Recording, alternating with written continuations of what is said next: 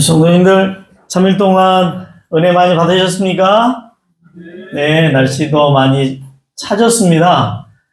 이 가을 날씨가 오래가지 않는다는 걸 좀 느끼네요. 네, 우리 서로 옆에 있는 우리 장로님, 집사님들 서로 하늘에서 만날 사람 미리 만나 반갑습니다. 서로 인사하시죠. 하늘에서 만날 사람 미리 만나 반갑습니다. 예. 예수님, 우리 이공수 집사님 기도하시고 또 이장모님 반주하시는데, 아무튼 우리가 두 분 살아생전에 예수님 오시면 좋겠죠? 우리 두 분 건강하게 계실 때 우리 예수님 맞이할 수 있도록 그렇게 됐으면 너무 좋겠습니다. 오늘은 증인의 조건, 여인들처럼이라는 그런 말씀을 좀 같이 살펴보는데요. 요한복음 우리 예수님께서 이제 이런 말씀을 하셨어요. 요한복음 20장 21절 말씀에 보시면 따라서 해보겠습니다. 예수께서 또 가라사대 너희에게 평강이 있을지어다. 아버지께서 나를 보내신 것 같이 나도 너희를 보내노라. 예수님께서 이런 말씀을 하셨어요.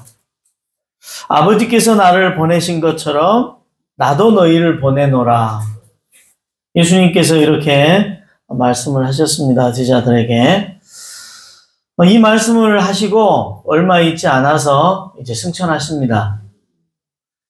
아버지께서 나를 보내신 것처럼 나도 너희를 보낸다는 이 말씀을 이제 승천하시면서 제자들을 향하여 이렇게 말씀하시죠. 사도행전 1장 8절 오직 성령이 너희에게 임하시면 너희가 권능을 받고 예루살렘과 온 유대와 사마리아와 땅끝까지 이르러 뭐가 된다고요? 내 증인이 되리라. 아버지께서 나를 보내신 것처럼 나도 너희를 보낸다는 그 말씀의 의미가 승천하시기 바로 전에 하신 말씀, 너희는 나의 무엇이 되라? 증인이 되라. 이렇게 말씀하시고 승천하셨습니다. 자, 그러므로 오늘 이 예수님 가까이에서 생애를 같이 하던 그 여인들의 이야기를 통하여 좀 그 예수님의 당부가 어떻게 이루어지는지, 어떤 조건을 통하여 이루어지는지 좀 보겠습니다. 이 나무, 멀리서 보니까 무슨 나무예요? 우리 박장로님네가 있는 나무인데요. 무슨 나무예요? 멀리서 보니까 상당히 큰 나무죠. 상당히 큰 나무입니다. 집 위에 이렇게 큰 나무, 이렇게 멀리서 보니까 잘 모르시겠죠? 우리 승현이도 잘 모를 거예요. 근데 이거 보면 알라가 모르겠어. 요거. 그렇죠. 지금 누에가 여기 나무에 입에서 이렇게 갉아먹고 크고 있습니다. 예, 뽕나무 이렇게 큽니다. 뽕나무가 이렇게 커요. 자, 상당히 큰데요.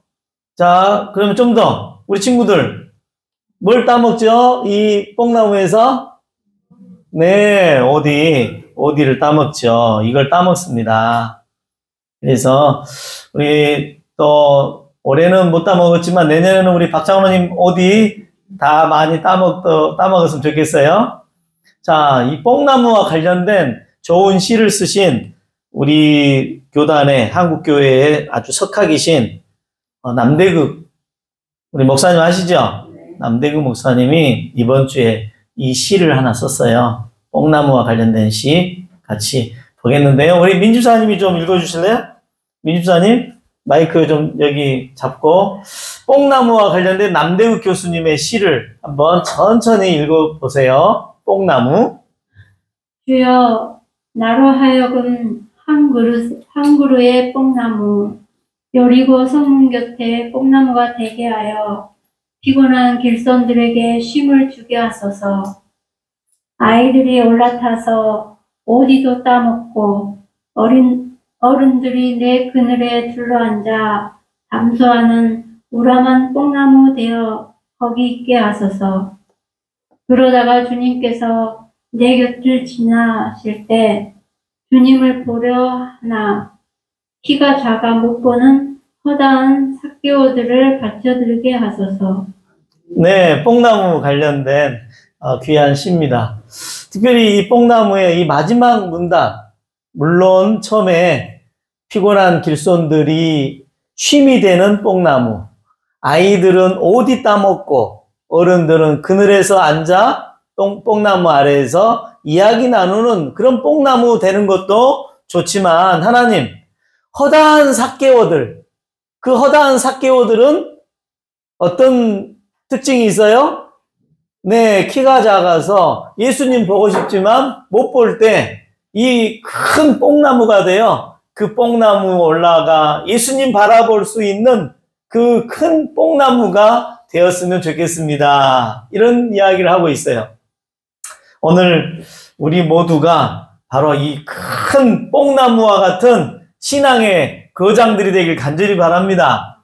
그래서 아이들도 이 신앙을 가진 어른들, 장로님, 집사님들의 그 큰 믿음 안에서 오디 따먹듯이 행복하고, 아주 신앙의 많은 사람들이 그 장로님, 집사님들의 넓은 이 마음 아래에서 쉬어가고, 그리고 예수님 보고 싶을 때 저와 우리 장로님, 집사님들을 보면 예수님 만날 수 있는 그런 뽕나무와 같은 역할을 하는 저와 모두가 되길 간절히 바랍니다.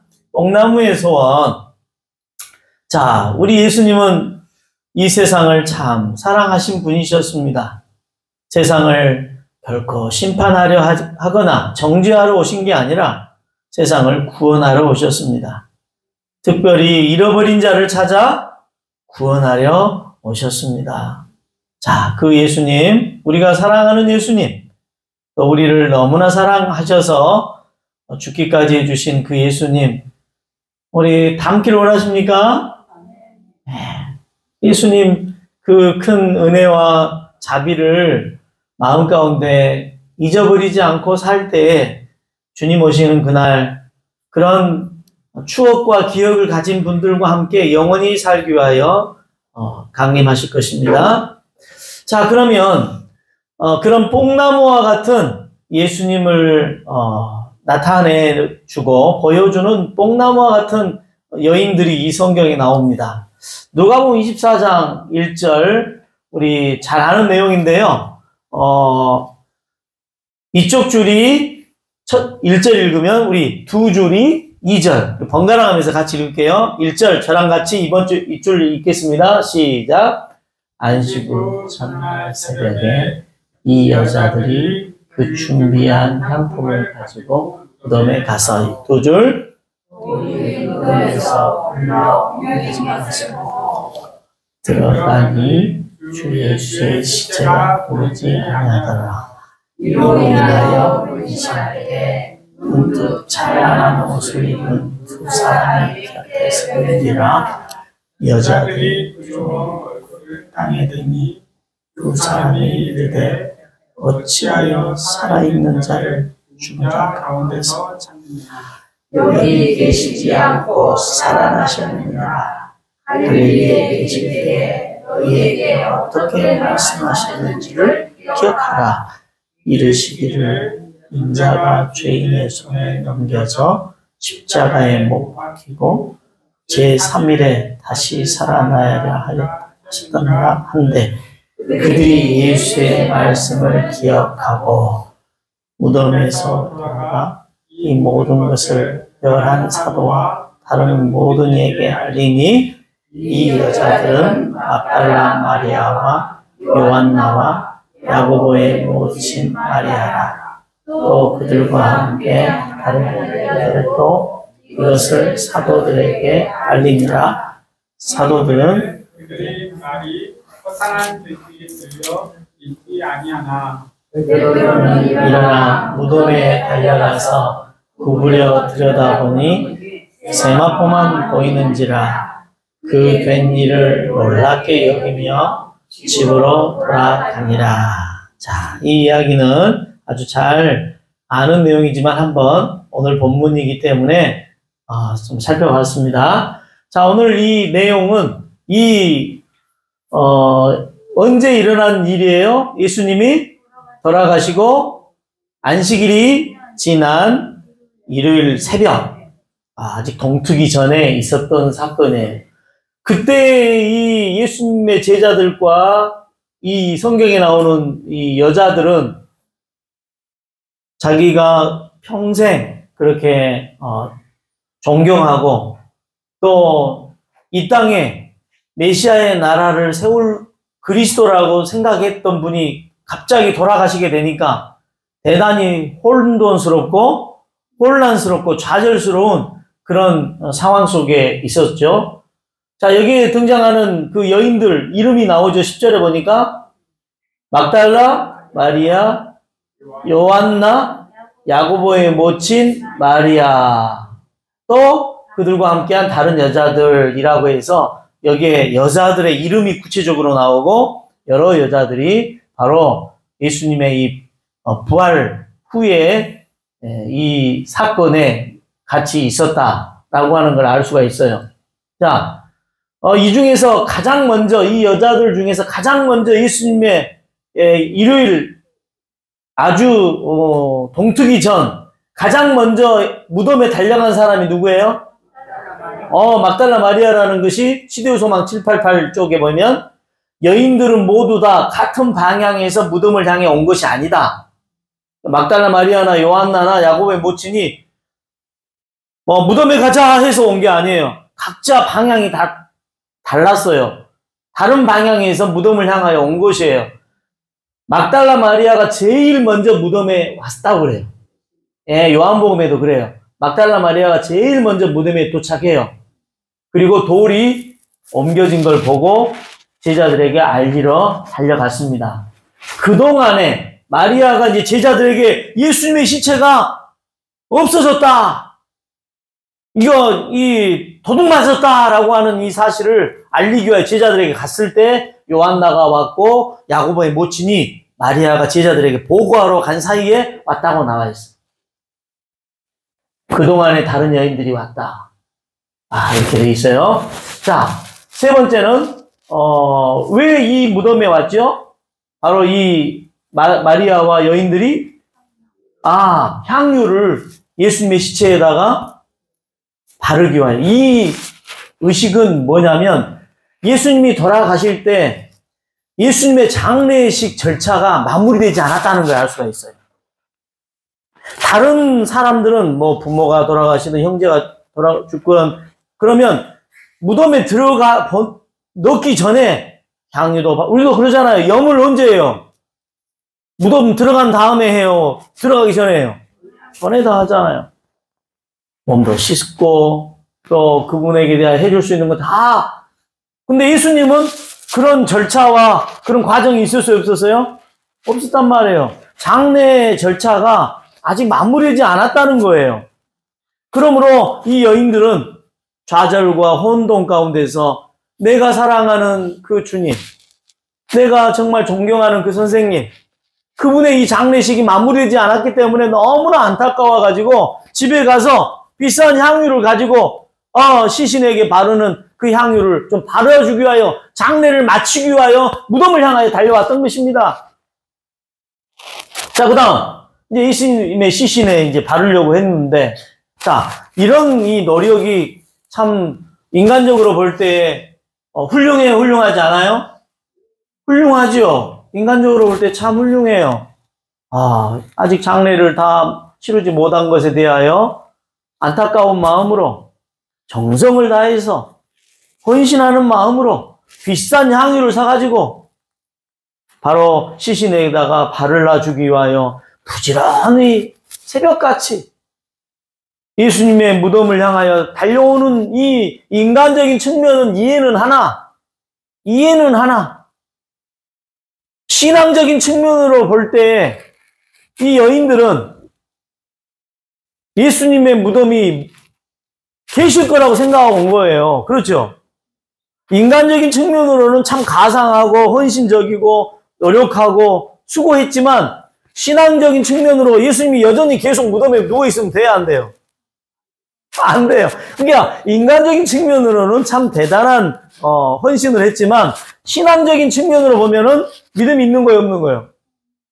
아까 말씀한 것처럼 이 여인들은 그렇게 존경하고 그렇게 사랑하는 예수님이 하신 그 말을 망각하고 잊어버린 거예요.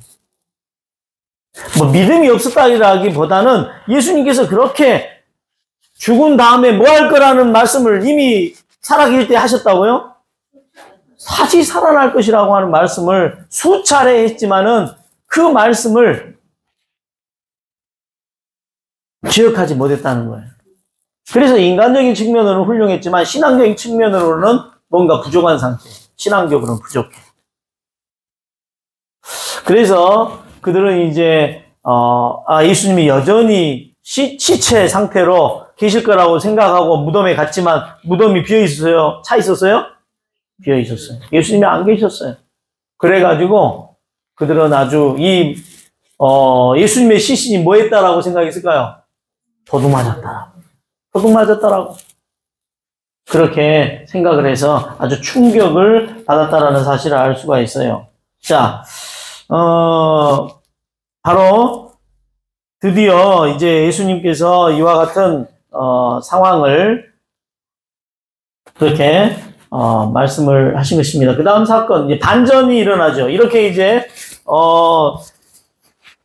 반전이 일어나는데 이렇게 이제 당황하고 시체가 없어진 것에 대하여 두려워하고 있는 이런 상황 속에서 성경에 보니까 빛난 옷을 입은 두 사람이 나오죠. 누가복음에 예수님의 무덤 이 양쪽에 두 사람이 서서 딱 빛난 광채. 이 빛난 옷을 입은 것은 나중에 우리가 부활하여 승천할 때 입을 옷하고 똑같아요. 지금 이런 옷을 입고 하늘에서 살까요? 이 천사가 입은 빛난 옷을 입고 살까요? 네, 이 예수님의 부활의 그 현장에 있었던 빛난 옷을 입은 두 사람처럼 오늘 우리는 주님 이 땅에 재림하시고 승천할 때 이 빛난 옷을 입을 거예요. 자, 이 빛난 옷을 입은 이 두 사람, 사람의 모습으로 나타난 천사들이죠. 나타났을 때 두려워 떨었어요. 그리고 그 두려워 떠는 여인들에게 귀한 말씀을 전하시죠. 예수님은 뭐 하셨다? 무덤에 계시지 않고 살아나셨다. 살아나셨다라고 하는 이 놀라운 소식을 이 여인들에게 줘요. 그리고 그 여인들은 이 실제로 부활하신 예수님의 이 말씀을 또 기억나게 만들었습니다. 다시 한번 생각해 봐라. 주님께서 살아 계실 때 너희들에게 바로 다시 요한복음 16장 22절 보십시오. 요한복음 16장 22절. 성경 보실까요? 이 요한복음 16장 22절. 예, 16장 22절에 보면 예수님께서 지금은 너희가 근심하나 내가 다시 너희를 뭐 하겠다? 내가 다시 너희를 보리니 너희 마음이 기쁠 것이요 너희 기쁨을 빼앗을 자가 없으리라. 지금은 너희가 근심하나 내가 다시 너희를 보리니 라고 이런 말씀합니다. 내가 다시 너희를 보리니. 그러면서 누가복음 24장에 다시 돌아와서 보시면 본 말씀에 이 천사가 이제 그렇게 이야기하시죠. 5절에 여자들이 두려워 얼굴을 땅에 대니 두 사람이 이르되 어찌하여 산 자를 죽은 자 가운데서 찾느냐? 여기 계시지 않고 살아나셨느니라. 갈릴리에 계실 때 너희에게 어떻게 말씀하신 것을 기억하라. 이르시기를 인자가 죄인의 손에 넘기어 십자가에 못 박히고 제3일에 다시 살아나야 하리라 하셨느니라. 저희가 예수의 말씀을 기억하고 이렇게 잊어버렸던 망각했던 말씀을 다시 기억하게 만드는 일을 이 천사가 하는 것입니다. 오늘 저와 우리 모두도 정말 우리가 기억하고 망각한 채로 살아갈 때 하나님의 말씀을 다시 한번 깊이 기억나게 하는 그런 놀라운 은혜가 있게 되길 간절히 바랍니다. 그러므로 그들은 슬픔으로 무덤을 향하여 갔었지만 이제 부활하신 예수 그리스도의 귀한 소식을 다시 한번 기억하고 기쁨을 주체할 수 없이 이제 다시 돌아가면서 제자들에게 살아나신 예수님을 신속하게 전하는 증인의 역할로 반전되고 있다고 하는 사실을 오늘 말씀을 통해 우리가 보는 것입니다.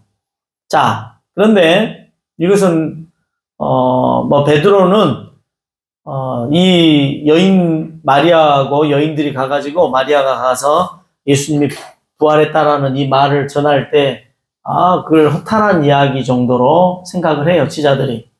베드로는 여인이 한 말을 경청은 해요. 허탄한 말로 생각하지 않고 경청을 하고 베드로가 신나게 달려가요. 그럼 다른 제자가 먼저 달려가, 요한복음에 보면.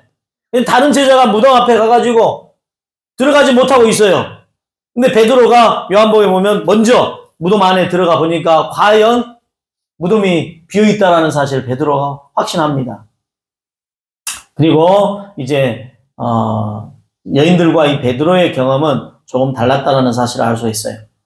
자, 여기에서 나타나는 하나의 이 말씀을 통하여 주어지는 교훈을 한번 보겠습니다. 자, 선교적인 입장에서 보자면 바로 선교라고 하는 것은 예수님께서 나에게 행하신 일, 또 내가 발견한 예수님 안에 있는 기쁜 소식을 전하는 것인데 내가 가지지 않거나 경험하지 않는 걸 결코 전할 수 없다는 것이.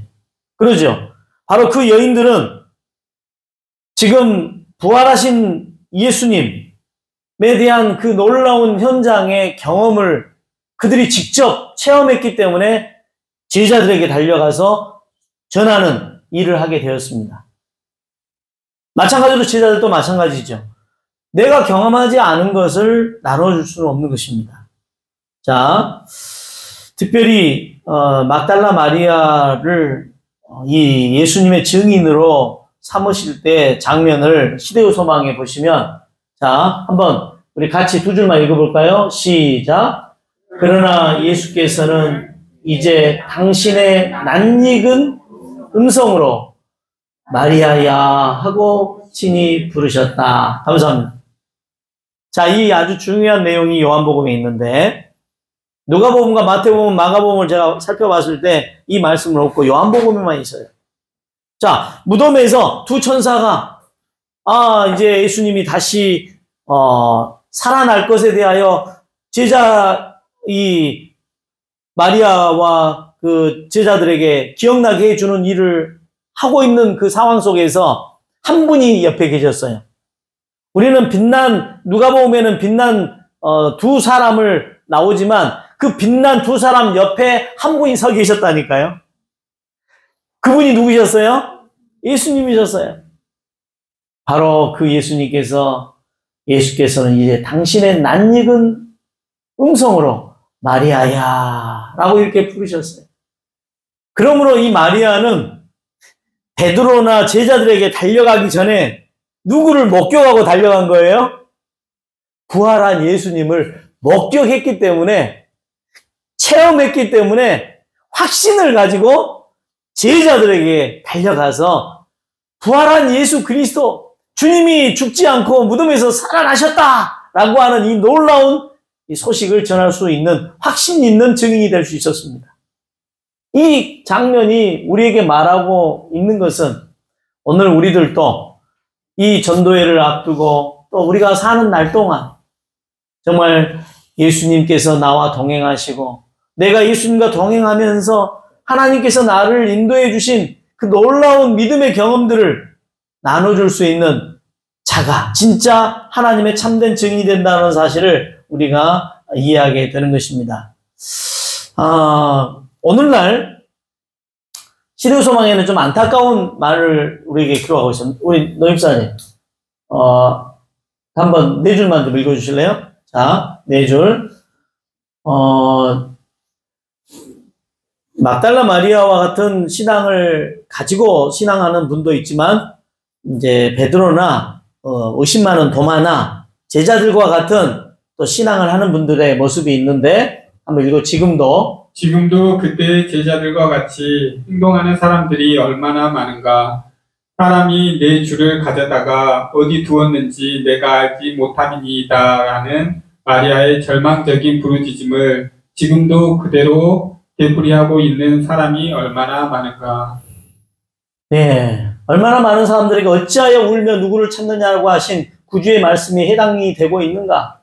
그분은 저희 곁에 가까이 계시나 눈물로 흐려진 저들의 눈이 그분을 뭐하지 못한다?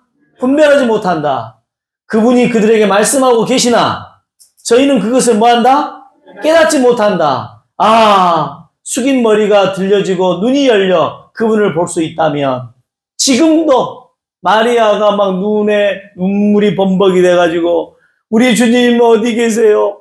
우리 주님 정말 살아나시고 부활한 예수 그리스도를 보지 못하고 죽은 예수, 사망한 예수만을 바라보며 믿음 생활하고 있는 것처럼 절망하고 그리고 낙담하는 신앙생활을 하는 분들이 얼마나 많은가.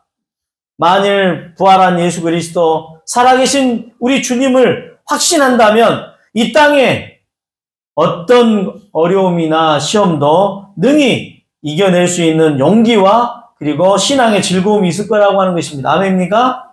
네. 그러므로 예수님께서 아버지께서 나를 보낸 것처럼 내가 너희에게를 보낸다 하시고 크게 숨을 쉬고 무엇을 받으라 그러셨어요? 성령을 받으라 이 말씀을 하셨거든요. 그러면서 바로 오늘 우리들에게도 바로 성령의 놀라운 능력이 필요합니다. 이제 두 번째까지만 말씀 보고 마치겠는데요. 그러나 이런 이 경험만을 가지고 우리가 믿음 생활하는 것은 매우 문제가 좀 있는 소지가 있어요. 자, 누가복음 24장 36절로 48절까지의 내용에 보면 두 가지의 상황이 나와요. 두 가지의 상황. 예수님께서 이제 부활하셔가지고 도마에게도 나타나고 제자들에게 나타났는데 유대인을 두려워하여 모여있는 장소에 예수님이 오시니까 예수님을 살아난 부활한 즉 육체를 가진 예수님으로 생각하지 않고 무엇으로 생각해요? 제자들이? 그분을 무엇으로 생각했다? 그분 귀신이 나타났나? 예수님의 부활한 장면을 보고 이거 용이야, 용으로 예수님이 오신 것 같아 라고 그렇게 의심한단 말이에요. 그때 예수님께서 나를 뭐 하라고 그래요? 내 손과 발을 만져보라고 그래요. 이미 이제 마리아하고 대화를 나눈 후에 내가 아버지께로 갔다가 올 테니까 그때 기다리라 해놓고 갔다 오신 거거든요. 자, 나를 만져보라 해가지고 영은 살과 뼈가 없지만 너희 보는 바와 같이 나는 살과 뼈가 있다 하시고 이렇게 다 만져보라고 한 다음에 너희가 지금 식사 시간인데 굽고 있는 뭘 좀 달라? 생선을 달라 하시면서 예수님이 받아서 뭐 했어요? 잡수셨어요. 예수님이 용이 뭘 그걸 먹어요? 육체를 가지신 예수님이기 때문에 제자들이 먹는 식사, 오병이어 나눠준 그 오병이어 고기하고 빵, 그것을 가지고 딱 예수님께서 드시는 거예요.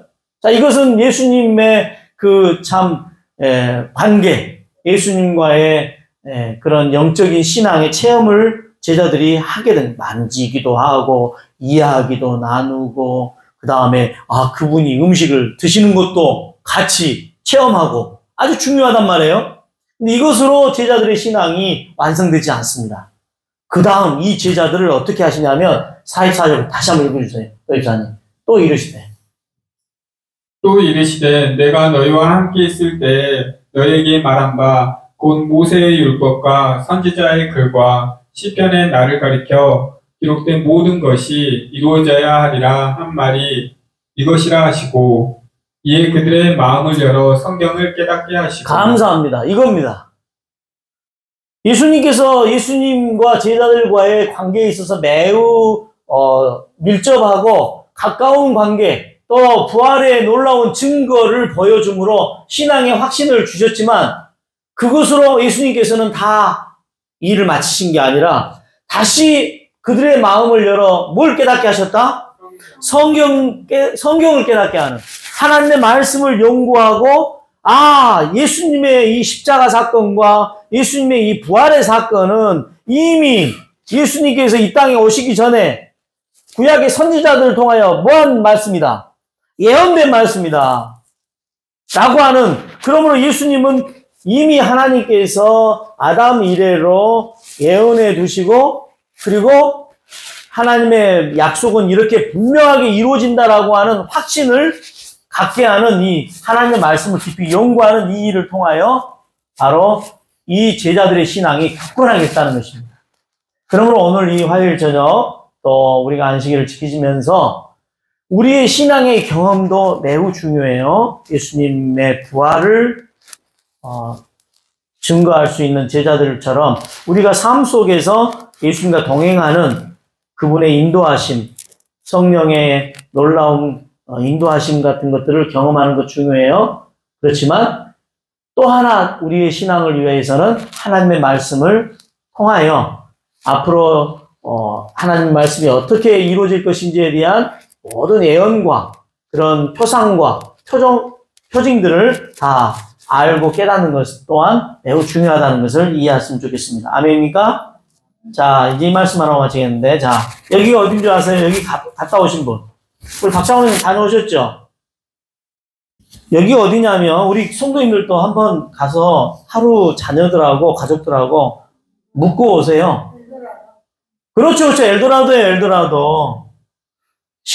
목포, 제 고향 목포 옆에 있는 신안군, 천사섬에 엘도라도가 있는 증도라고 그러죠? 증도. 그런데 이 엘도라도, 이 아름다운, 이 호텔이 있는 이 증도의 인구가 2,200명이에요. 증도의 인구가 2,200명인데, 이 증도에 있는 이 엘도라도가 있는 2,200명의 교인, 사람들은 인구 중에 몇 프로가 하나님을 믿어요? 90%. 나주로 말하면 10만이라고 한다면 한 9만 정도가 예수님을 믿어요. 증도에 이 작은 섬에 2,200명 중에 90%가 예수님을 믿어요. 교회가 몇 개예요? 11개나 돼요. 섬 하나에, 조그마한 증도 안에 11개의 교회가 있어. 90%. 그래서 이 섬의 증도에는 미신도, 주정판도, 노름판도, 사찰도, 국당도 하나도 없어요. 증도에는. 근데 신안 다른 섬에는 뭐 암태나 다른 데 이런 게 있죠. 증도에는 없어요. 에베일이면 모든 식당이 다 뭐 해버려요? 문을 닫아버려요. 놀라운 섬이에요. 자, 섬 주민이 모두 다 예수님을 믿는 경우인데 이런 일이 발생한 것은 한 여자의 헌신으로 그렇게 이루어진 거예요. 한 여자의 헌신. 그 여자 이름이 문치예요. 문덕자 집사님과 비슷한 문중경 집사가 바로 처음에 집사가 아니었죠. 시집을 글로 간 거예요. 수집을 증도로. 1891년 신안 천사섬의 암태에서 신안에서 태어났어요. 문중경 씨는. 증도로 17살 때 시집을 가요. 증도로. 섬에서 섬으로 이사한 거예요. 증도로 시집을 가게 됐는데 신랑의 얼굴도 못 보고 결혼을 했대요. 시은이랑 희주 이러면 안 되겠지. 신랑의 얼굴도 못 보고 혼례를 치렀대요. 그런데 첫날 밤 뭘 맞았어요? 소방 맞아버렸어요. 문중경 씨가. 왜 소방 맞았냐? 남편에게 이미 사귀는 여자가 있었기 때문에 그 첫날 밤을 안 하는 거예요. 그때부터 첫날 밤부터 20년 동안 남편에게 버림을 받아요. 문중경 씨가 증도에서. 바로 생과부가 되어가지고 아주 시집살이를 톡톡하게 합니다. 그런데 이 복음을 전하는 한 전도부인을 통해서 예수를 알게 돼요. 이제 이것이 문제가 된 거죠. 예수를 알게 됩니다. 그래가지고 이제 예수님을 알았으니까 목사님이 말씀하는 부흥에 참석하고 아주 은혜를 받고 그리고 이제 내가 희망은 하나님의 나라를 믿는 것이다 라고 해가지고 그 당시 대단해요. 경성 성서학원에 입학을 해가지고 우리 나주교회도 학원을 운영했다라는 걸 아셔야 됩니다. 지금 시청에서 역사 자료, 우리 나주교회 역사 자료를 저에게 주셨는데 이 교회는 이 일제시대 때 나주교회는 110년 전 그 역사 속에 학원을 운영했었어요라고 저에게 증거를 줘. 제가 지금 연합회에다 보고 준비하고 있습니다.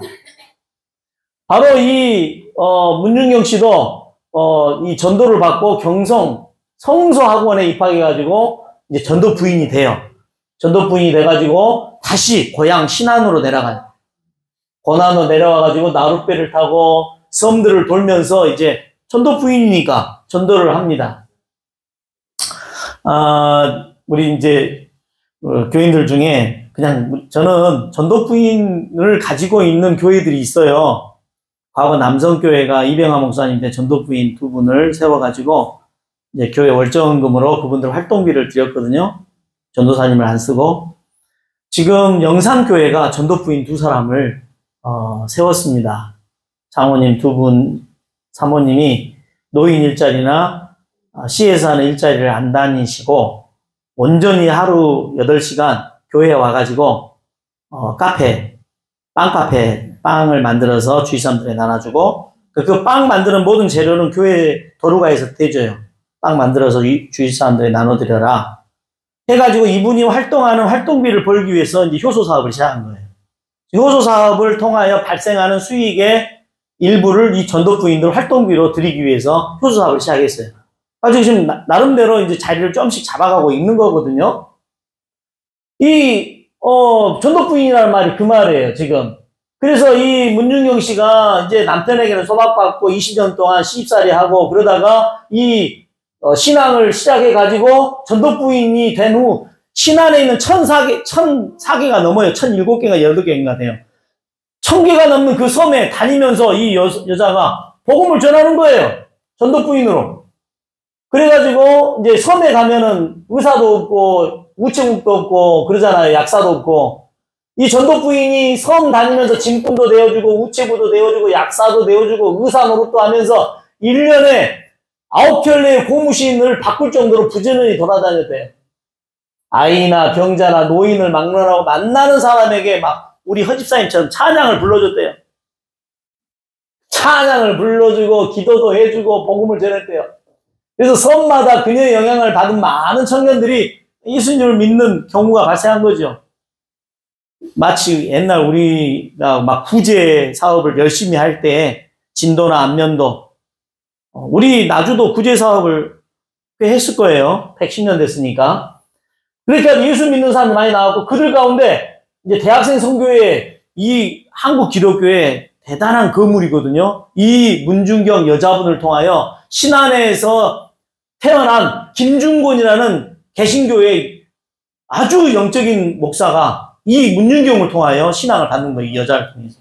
김중곤 목사, 성결교회 이만식 목사, 정태기 목사 30명의 한국 영적 지도자가 이 한 여자를 통하여 태어나게 된 것입니다. 드디어 이 문중경 씨 59세 때 6.25가 터져요.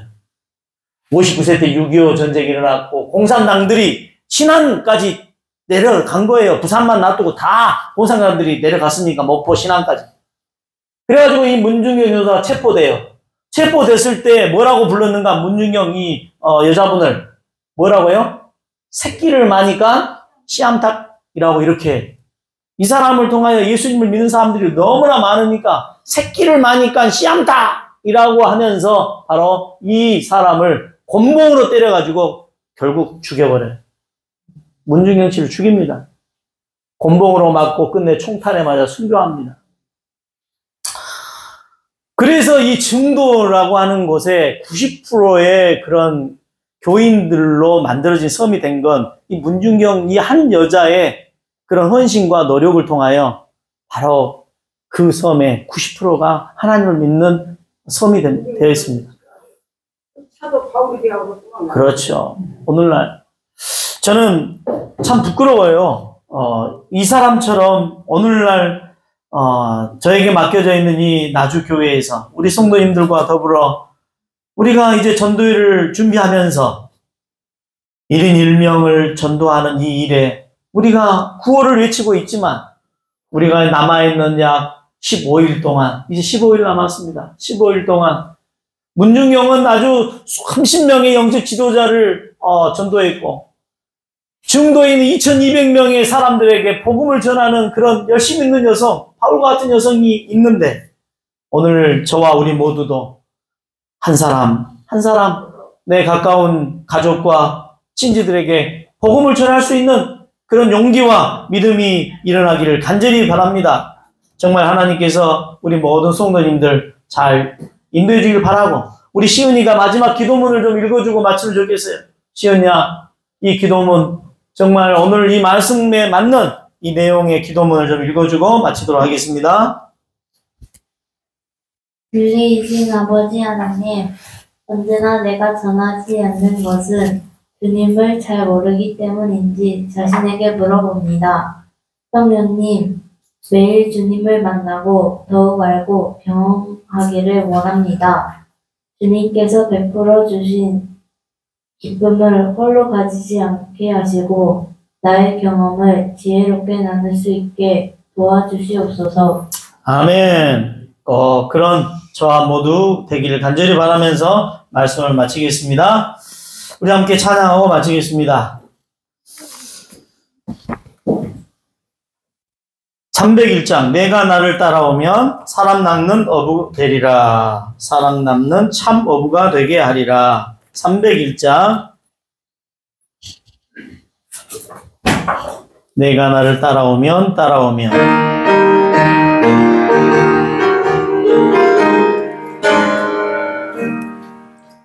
내가 나를 따라오면 사랑 낚는 참 어부가 되게 하리라.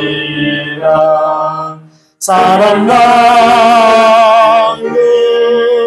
어부 되리라. 사랑 낚는 참 어부가 되게 하리라. 주 예수의 부르심을 들어보라. 나에게로 내가 오면 쉬게 하리라. 나의 품에 편히 쉬리라. 나의 품에 편히 쉬게 하리라. 잃어버린 자를 찾아 죽기까지 하시며 모든 것들을 희생하신 사랑의 주님을 주신 아버지 하나님 감사합니다. 아멘. 천사의 섬 신안의 증도에 한 여인의 헌신과 기도를 통하여 대부분의 많은 시민이 주님을 알 수 있는 그런 계기가 된 이 사실을 우리가 목격하게 하시니 감사합니다. 아멘. 또한 110년 동안 우리 나주교회를 주님께서 지켜주시고 많은 영적 지도자들이 나게 하셨으며 그리고 여러 교회들이 개척할 수 있는 모체가 되게 해주셔서 감사합니다. 아버지 하나님, 이제 홍장로님을 모시고 다시 한번 우리 교회가 예수님과 동행하며 일어나기 위하여 이 귀한 영적 집회를 준비하고 있사오니 아버지 하나님, 15일 동안 또 우리가 한 사람 한 명의 영혼을 위하여 기도하고 있사오니 다시 한번 우리의 마음 가운데 아버지께서 나를 보낸 것처럼 내가 너희를 보낸다, 이제 성령을 받으라고 말씀하시는 주의 음성을 믿고 의지하오니 성령의 능력으로 나아갈 수 있도록 도와주시옵소서. 아멘. 아버지 하나님, 우리 이복심 집사님이 기도하는 김찬님, 장순자 비, 노동석 집사님이 기도하시는 양승남, 이연주 어머니 두 분 주께서 기억하여 주시고 이번 기회에 꼭 이 영혼들이 주의 전을 찾아올 수 있도록 좋은 관계와 친교와 그리고 인도하는데 우리 성령님 함께해 주옵소서. 아멘. 특별히 또 이병님, 우리 여사님과 모친, 그리고 우리 안병훈, 그리고 우리 이공주 집사님이 기도하는 서영숙, 우리 어옥회 집사님 앞집에 계신 분, 이런 여러분들이 우리가 함께 기도하고 있습니다. 그 외에 여러 우리의 가족들과 우리 성도님들, 잃어버린 영혼들 다시 한번 이번 이 큰 집회를 통하여 모두가 다 회복할 수 있도록 하나님 축복하여 주옵소서. 아멘. 주의 놀라운 은혜와 사랑이 주님의 놀라운 인도하심을 간절히 바라며 나아가는 우리 성도님들의 3일 동안의 삶을 지키시고 보호하여 주시옵기를 예수님의 귀하신 이름으로 간절히 기도합니다. 아멘.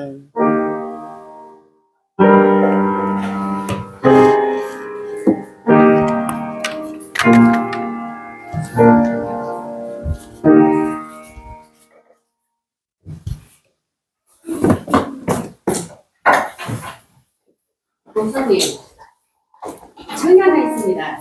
오십시오. 우리 행사 끝나고 우리 한번 갑시다. 아이고, 좋은 말씀이요. 아이, 갑시다. 아주.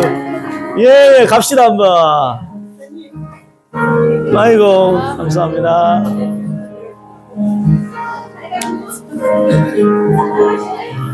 날씨가 춥습니다. 예, 그래도 안색은 너무 좋으시네. 안색이 너무 좋으셔. 가만히 있어. 밑에 호박을 좀 열어놨습니다. 네네네. 다 하나씩 다 가져가십시오.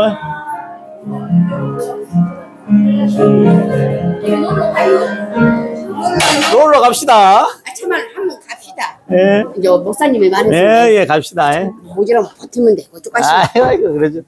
예. 얼마나 버티겠어. 아이 참말 내 자신 놀러 한번 갑시다. 야, 가야지, 가야지. 스트레스 좀 풀게. 그러죠. 예. 예, 그러십시오. 행사 끝나면 기분 좋게. 딱 가야지. 나 가자. 오늘 가또 밥 장사 해야지. 예, 또 호박 하나씩 가져가시고. 갑니다. 예.